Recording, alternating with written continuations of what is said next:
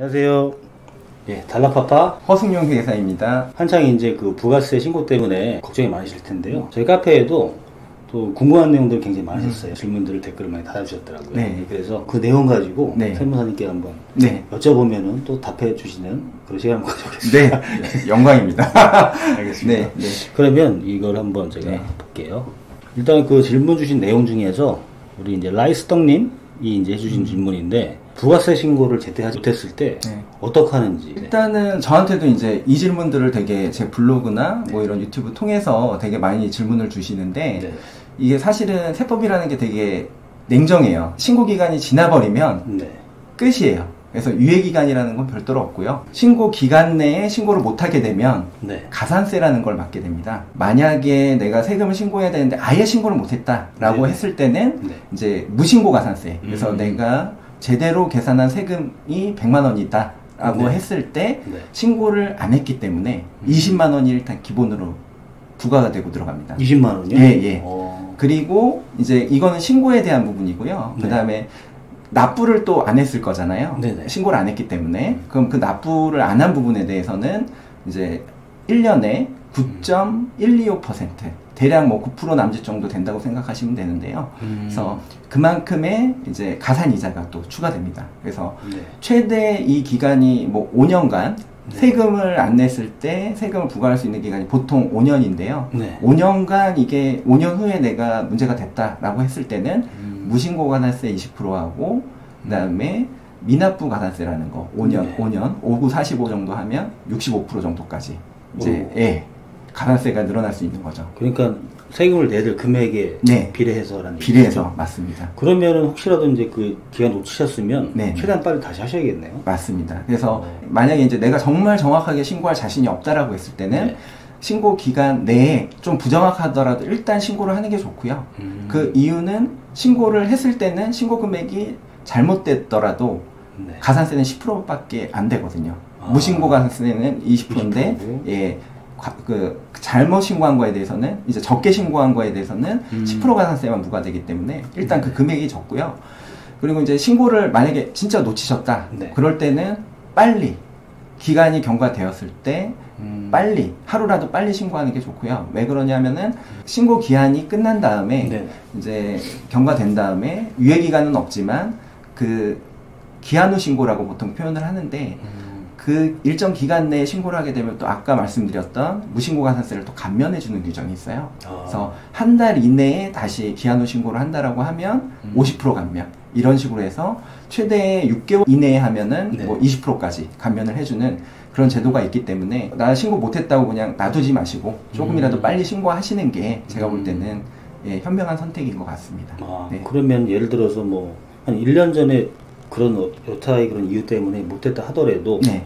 어찌됐든 간에 이제 빨리 그걸 이제 해서 신고하는 게 그쵸. 낫네요. 그죠? 그렇죠. 맞습니다.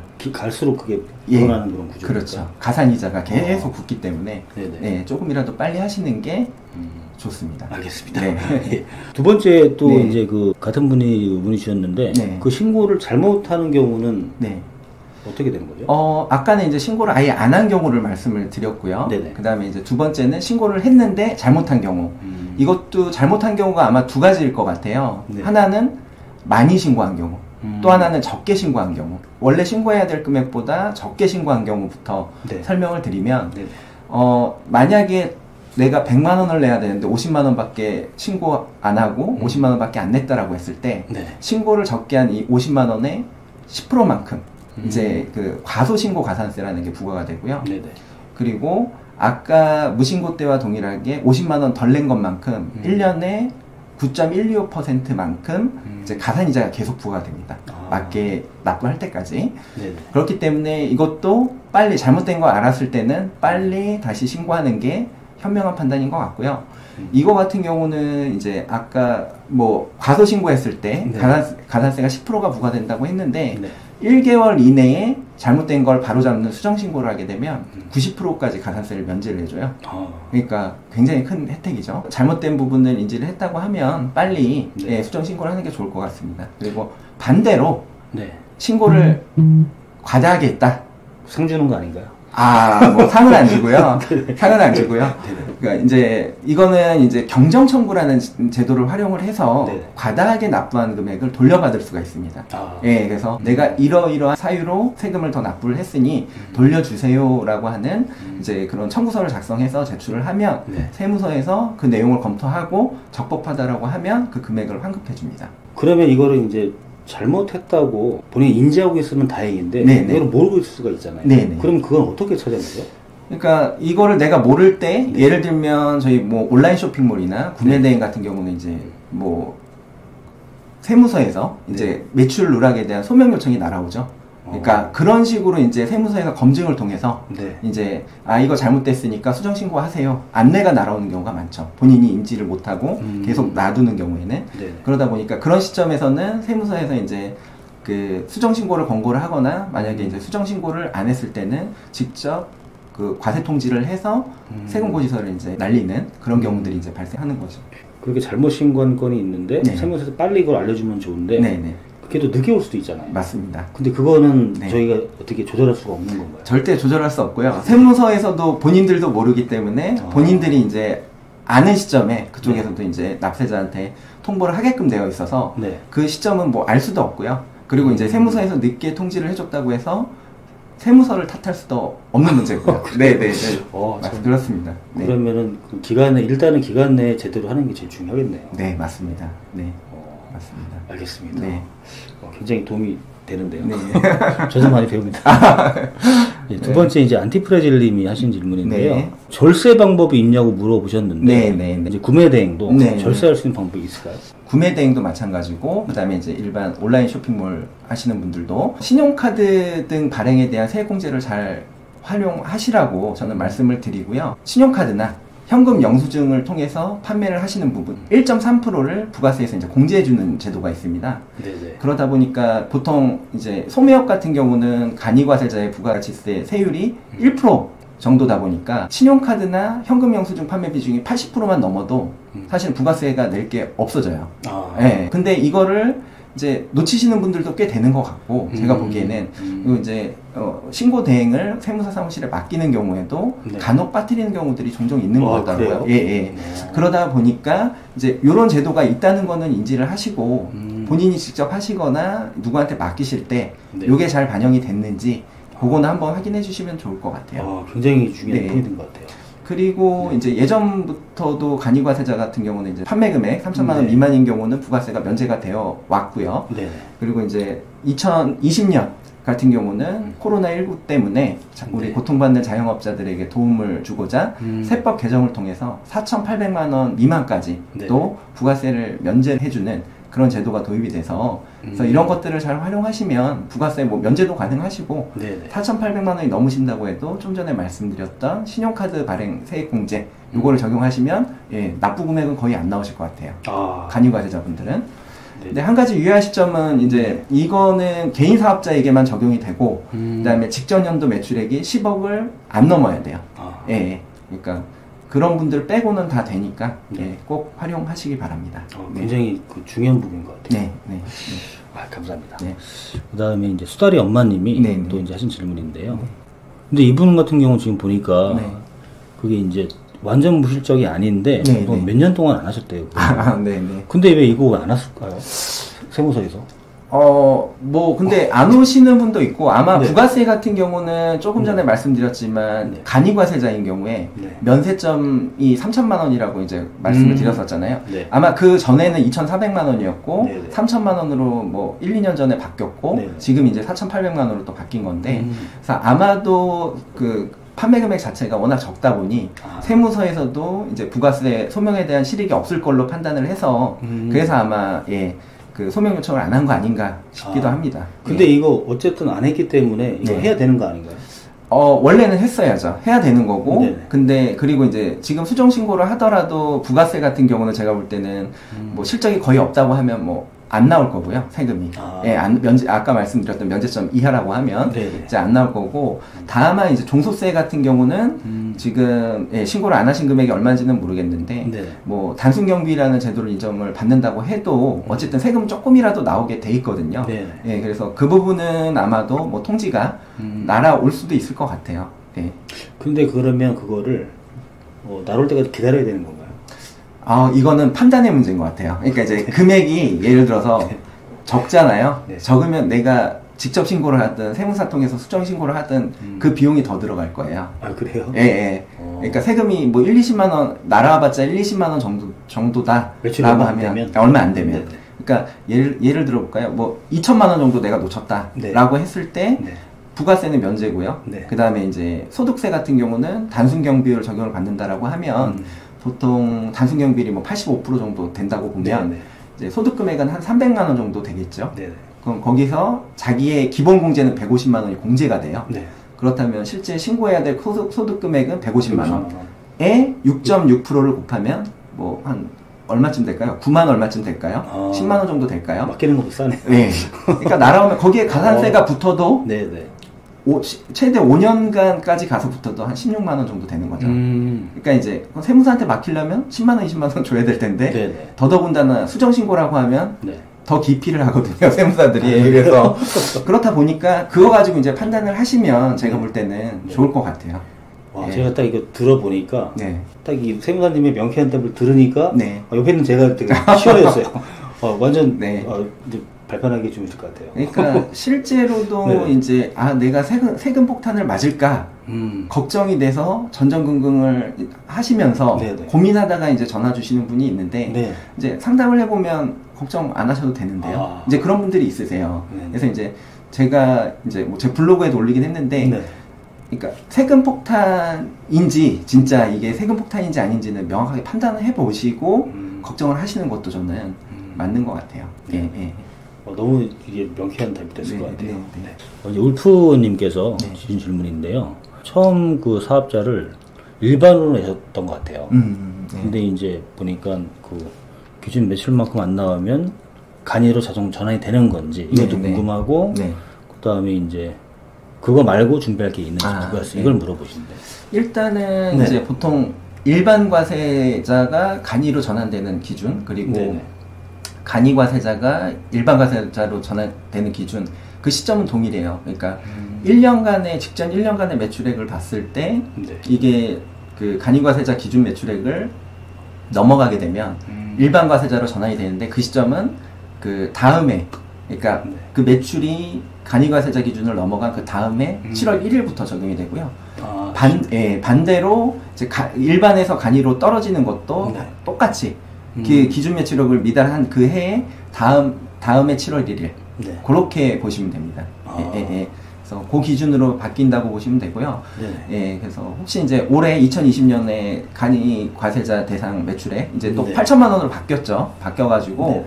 그 8천만 원에 미달하셨다고 하시면 2021년 7월 1일부터 간이 과세자로 전환이 되실 거고요. 보통은 한 달 전 정도에 이제 세무서에서 과세 유형 전환에 대한 그 안내문이 날아오더라고요. 네. 그래서 그거 보시고 내가 그러면 간이로 전환됐구나 미리 아실 수 있을 것 같습니다. 예.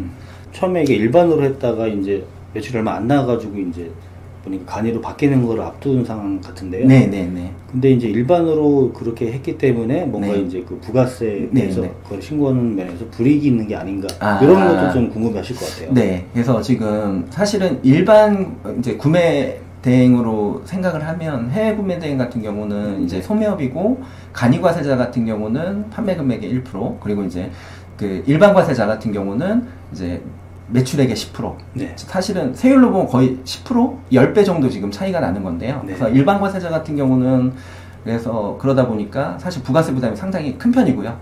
물론 이제 세금 계산서를 받거나 하면 그만큼 매입세액 공제가 되긴 하는데 그래도 부담이 큰 건 사실이죠. 사실이고 근데 이제 이분 같은 경우는 만약에 이제 2020년에 매출액이 얼마 안 크시다라고 하면 그럼 이제 2020년에 코로나19 때문에 또 세법 개정이 된 게 하나가 있어요. 일반 과세자분들이 적용받을 수 있는 게 그 소규모 일반 개인 사업자에 대한 부가치세 감면이라는 제도가 들어왔고요. 딱 한 해만 도입이 됩니다. 그래서 2020년 딱 한 해만.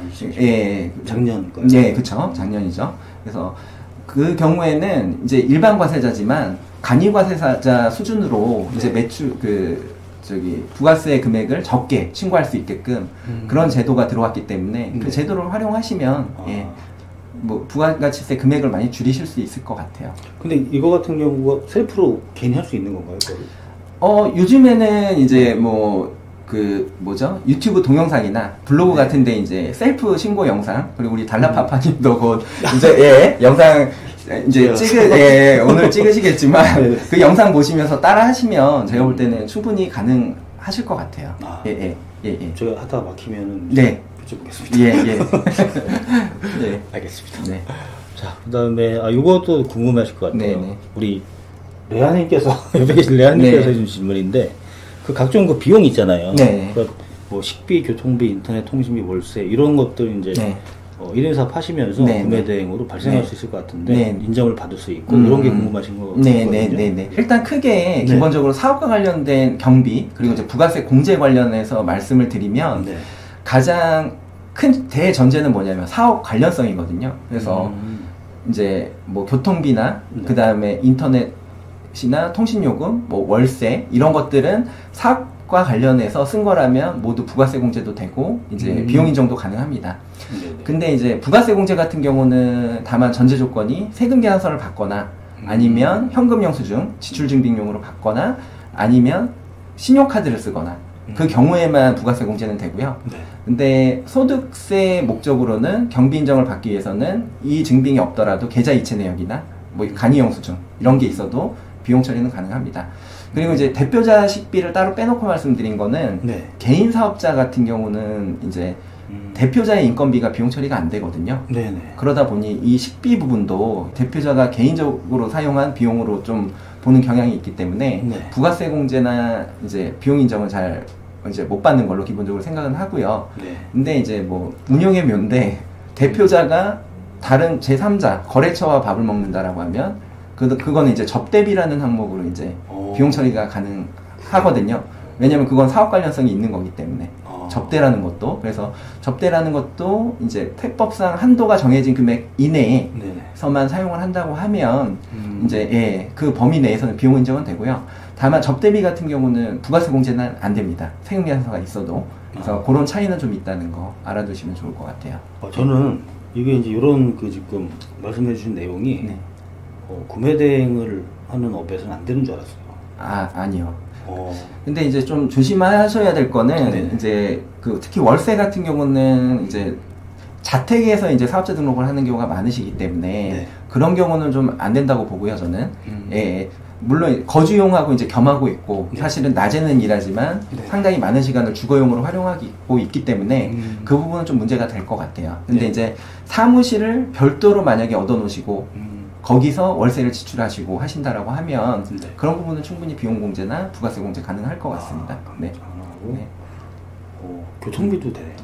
네, 교통비도 사업 관련성. 예를 들어서 뭐 네네. 교육을 들으러 차를 타고 갈 수도 있는 거고요. 네네. 그다음에 뭐 어디 거래처를 만나러 갈 수도 있는 거고요. 네네. 예. 그런 경우들이 있기 때문에 교통비도 비용 인정은 가능합니다. 근데 예. 이제 그게 예를 들어서 예. 그 홈택스로 신고를 하다 보면은 네. 그렇게 이제 뭐 쓴 그런 내용은 있을 거지만 네네. 그 세부적인 그런 걸 적는 란이 있나요, 그게? 일단 교통비 같은 경우는 보통 뭐 체크카드나 뭐 네네. 호불 교통카드나 뭐 이런 걸로 쓰시는데 이제 그런 내역들이 이제 신용카드 그 내역에 사업용 카드를 등록해 놓으시고 네. 거기에 들어와 있다면 사실은 쉽게 공제가 가능하시고 네. 그렇게 안 들어와 있어도 이제 그 뭐죠? 자기가 숫자를 입력을 해가지고 이제 공제를 받을 수 있는 그 칸도 있어요. 그래서 네네. 그렇게 공제를 받으셔도 되고요. 네네. 혹시 그런 거를 이제 그 인정받을 수 있는 최대 금액도 있나요? 교통비는 한도 없습니다. 사업 관련성만 인정이 된다고 하면 네네. 이제 한도 없이 다 인정이 되고요. 다만 이제 합리성이라는 건 전제가 깔려야 되겠죠. 예를 들어서 내가 매출이 100만 원인데 교통비를 200만 원 썼다. 이러면 이제 이건 뭐 개인적으로 놀러 가는데 쓴 거 아니냐. 뭐 그렇게 이제 문제 제기를 받을 수 있을 거고요. 그래서 합리적인 선이고 내가 봤을 때 나 이거 사업용 비용이 맞다라고 생각하시면 비용 네. 반영하시면 됩니다. 이게 내가 이제 반영을 하면은 인정이 네. 될지 안 될지를 네. 일반 사업자가 판단하는 것도 사실은 좀 어려운 것 같아요. 제가 맞습니다. 예, 맞습니다. 맞습니다. 예. 알겠습니다. 근데 이제 굉장히 이 내용은 네. 굉장한 팁이 될 것 같아요. 네. 감사합니다. 네. 네. 그리고 일단 삼사님 감사하다고. 네, 감사합니다. 저도 감사합니다. 질문 주셔서. 하셨고요.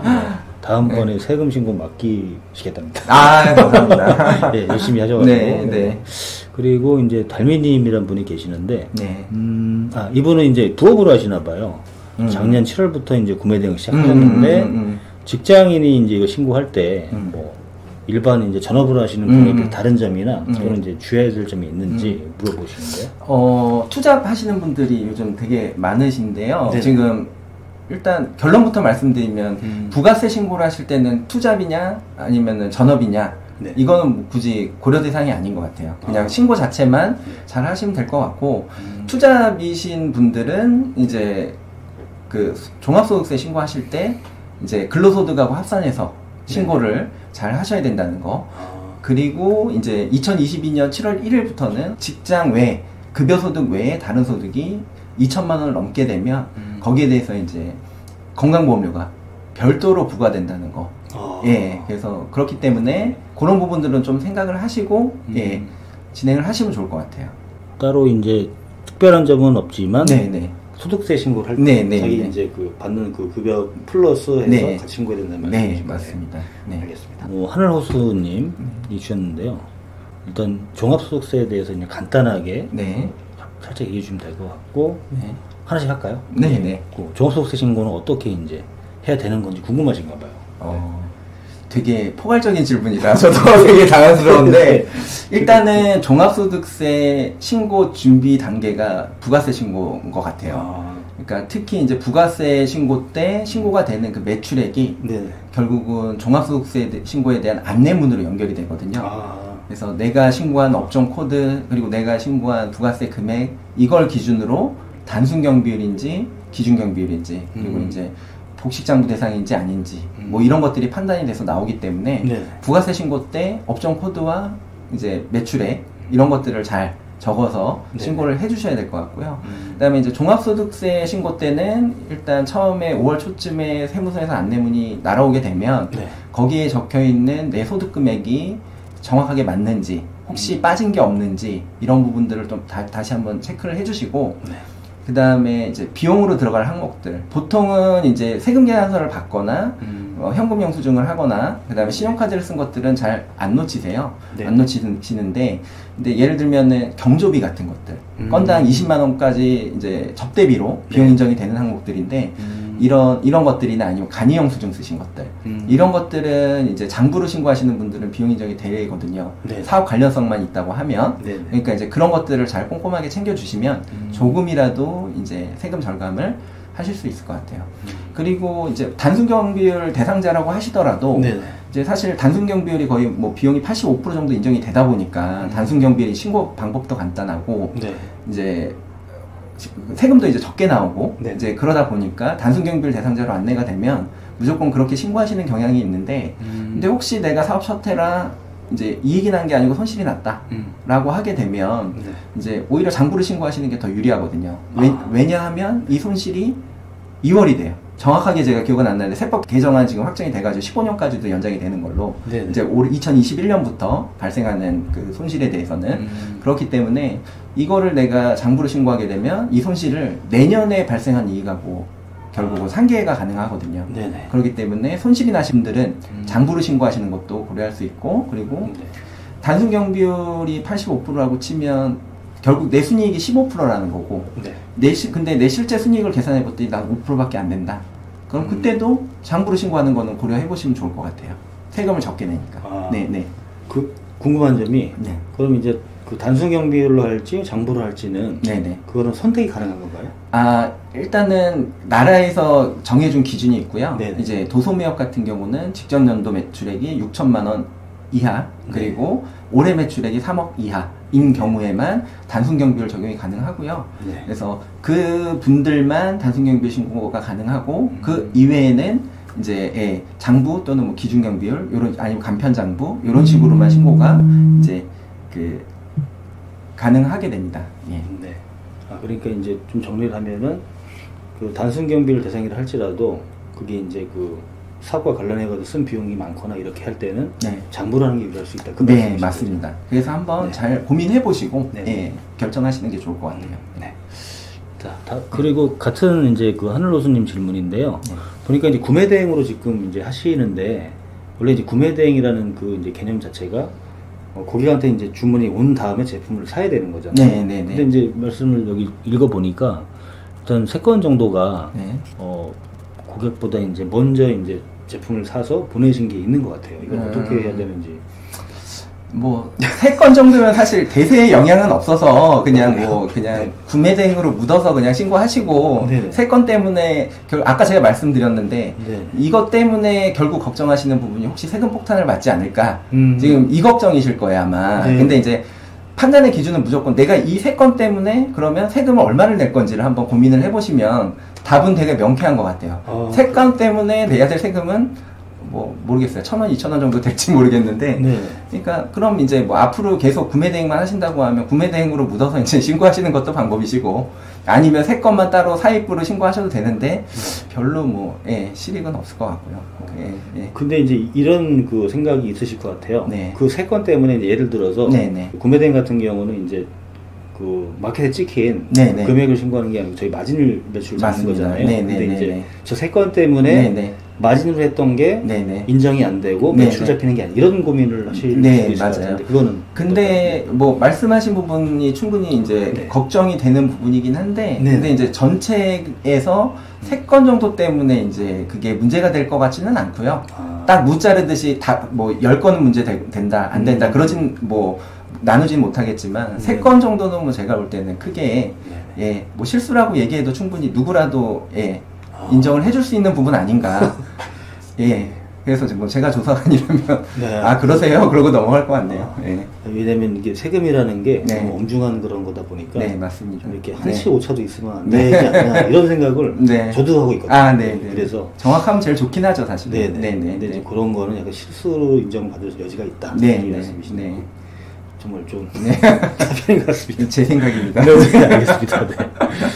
그리고 그 다음에는 보니까 이제 샘플로 이제 뭘 구입하신 그런 부분이 있는데 종합소득세 때 공제하면 되나요? 좀 이 부분도 다시 한번 강조드릴 부분이 사업과 관련된 지출이냐 아니냐. 그러니까 이제 샘플이라고 하면 내가 구매 대행 사업을 하는 데 있어서 사실은 내가 써봐야 이제 뭐 일단 쓰기 전에 상품 등록을 할 때 내가 찍어서 올릴 수도 있는 거고 예를 들면 그리고 내가 직접 써봐야 고객 CS도 더 잘할 수도 있고 장단점도 잘 알기 때문에 상세 페이지도 더 잘 만들 수 있을 거고 그렇기 때문에 제가 볼 때는 샘플은 당연히 사업 관련된 비용인 거고 그래서 그 비용은 당연히 사업 관련 경비로 인정을 받을 수 있습니다.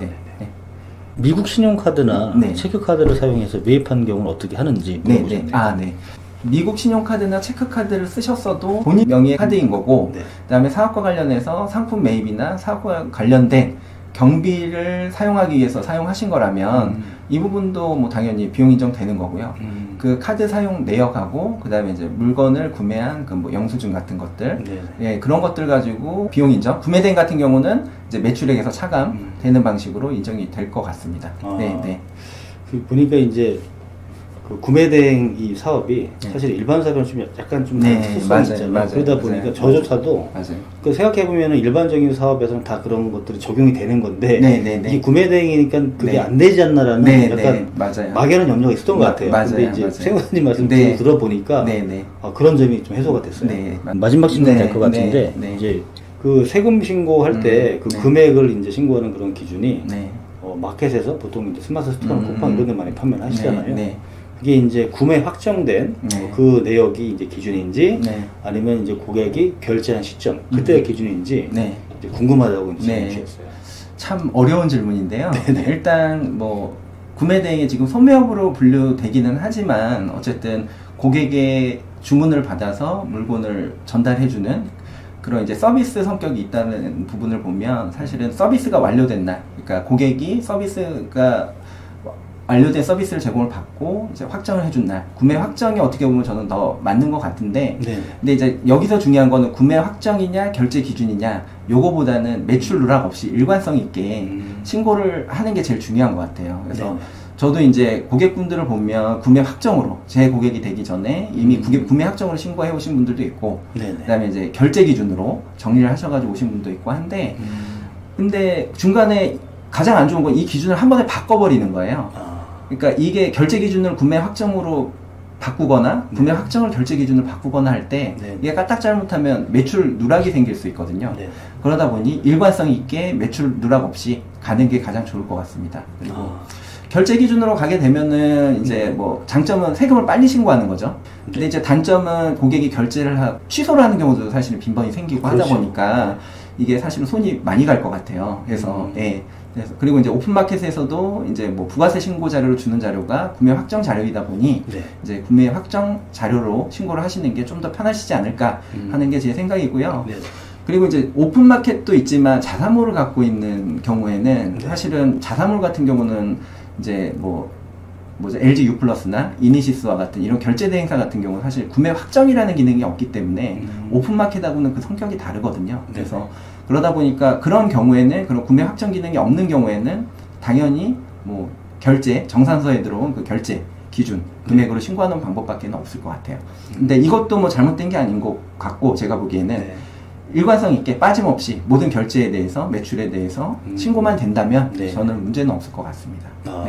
평소에 되게 좀 궁금했던 부분인데 또 세무사님 얘기를 들어보니까 그런 궁금증이 완전히 해소됐습니다. 감사합니다. 네네. 세무사님 그 유튜브 하시잖아요, 그죠? 최근에 100명 넘으셨잖아요, 그죠? 네, 맞습니다. 축하드립니다. 그래서 오늘 이제 또 이 영상을 보시고 또 이제 그 굉장히 유익한 내용으로 도움을 주셨으니 또 이제 구독자가 늦을 것 같아요. 감사합니다. 기대하겠습니다. 제가 이제 다른 이제 궁금한 내용들이 있는 그 분들이 계실 것 같아서 제가 세무사님 그 링크는 따로 남겨드리겠습니다. 너무 감사합니다. 그러면 오늘 되게 추운 날인데 이렇게 또 시간 내주셔가지고 또 감사하고요. 또 바쁜 기간이잖아요. 그래서 더 의미 있는 시간 된 것 같습니다. 저도 너무 감사합니다. 초대해 주셔가지고 너무 감사합니다. 또 다음에도 한번 또 그런 내용으로 또 한번 부탁드려도 될까요? 그럼요. 영광입니다. 같이 해서 너무나 감사했고요. 그러면 이제 다음에 또 이제 한번 찾아보도록 하겠습니다. 감사합니다. 감사합니다.